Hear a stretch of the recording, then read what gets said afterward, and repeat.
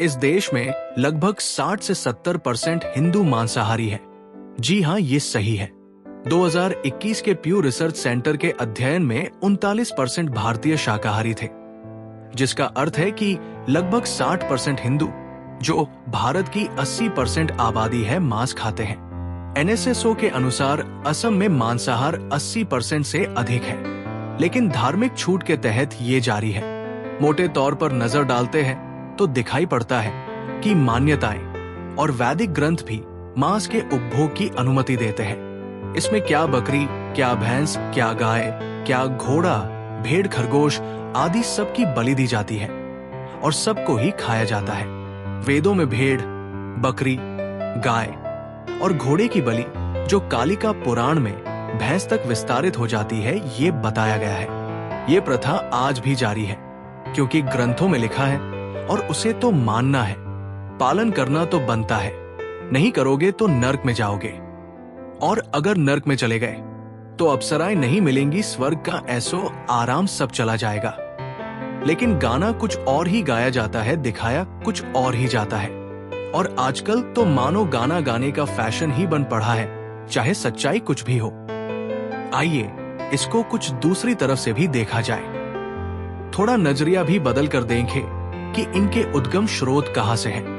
NSSO के सर्वेक्षण में पाया कि 98% बंगाली हिंदू, जिसमें ब्राह्मण भी शामिल हैं, नियमित रूप से मांसाहारी भोजन करते हैं। लगभग 90% कश्मीरी ब्राह्मण मांसाहारी है। बिहार और झारखंड के मैथिल ब्राह्मण भी मछली और मटन खाते हैं। असमिया ब्राह्मण में मांसाहार आम है, जिसमें 85 से 90% लोग मुर्गा, मटन और मछली खाते हैं। झारखंड में संथाल के आदिवासी हिंदू में मांसाहार लगभग सर्वव्यापी है, जिसमें मुर्गा, मटन और सुअर का मांस नियमित रूप से खाया जाता है। 2020 के NSSO सर्वेक्षण में संकेत दिया गया कि झारखंड की आदिवासी आबादी का 99% मांसाहारी भोजन करता है। इसके साथ देखिए देश के कई हिस्सों में भी पशु बलि दी जाती है, जैसे कोलकाता के कालीघाट मंदिर में काली पूजा और नवरात्रि के दौरान बकरी की बलि दी जाती है। कालिका पुराण अध्याय 67 में देवी के लिए बकरी और भैंस बलि का वर्णन है और मांस को प्रसाद के रूप में वितरित किया जाता है। ब्राह्मण पुजारी तांत्रिक विधियों का पालन करते हैं।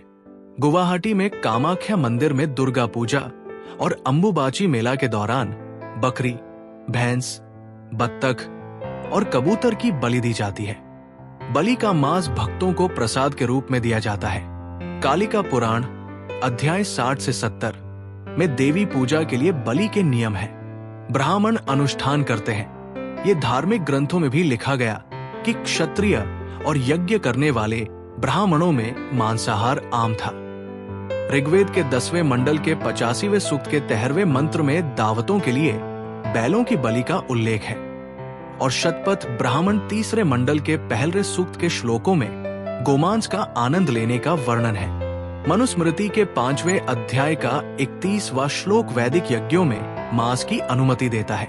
झारखंड में रामगढ़ से 28 किलोमीटर दूरी पर स्थित रजरप्पा में छिन्नमस्तिका मंदिर में बकरी और भैंस की बलि दी जाती है।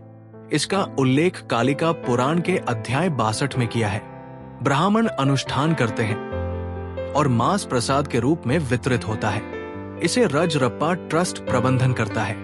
महाराष्ट्र के तुलजापुर में भवानी मंदिर में नवरात्रि के दौरान बकरी और भैंस की बलि और मांस प्रसाद के रूप में दिया जाता है, जैसा देवी भागवत पुराण के अध्याय 3 में श्लोक 26 में उल्लेखित है। आंध्र प्रदेश के अहोबिलम में नरसिंह मंदिर में बकरी और मेढ़ा बलि दी जाती है।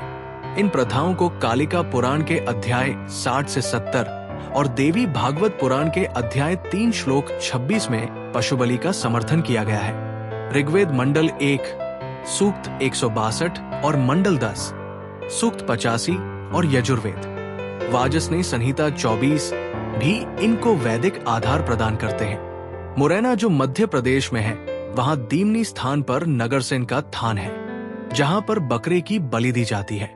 किसी के बच्चे को उसके माता पिता से छीनकर उसके प्राणों की आहुति दे दी जाती है और पीठ थपथपाई जाती है कि अपने इष्ट को अपने कुल देव को खुश कर दिया।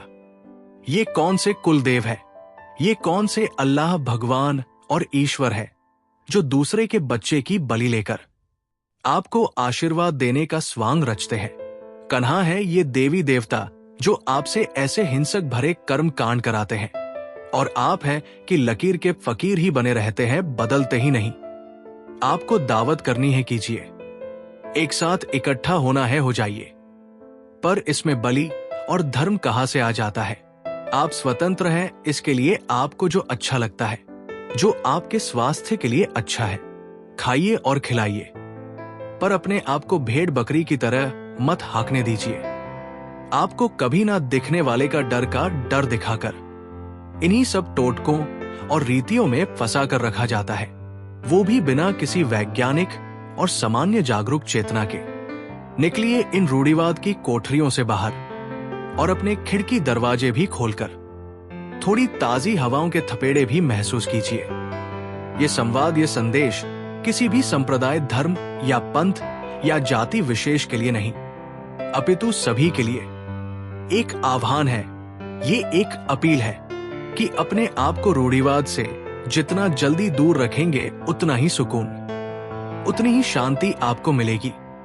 आपने सुना, आपका बहुत बहुत धन्यवाद। औरों को भी शेयर कीजिए, औरों को भी सुनाएं।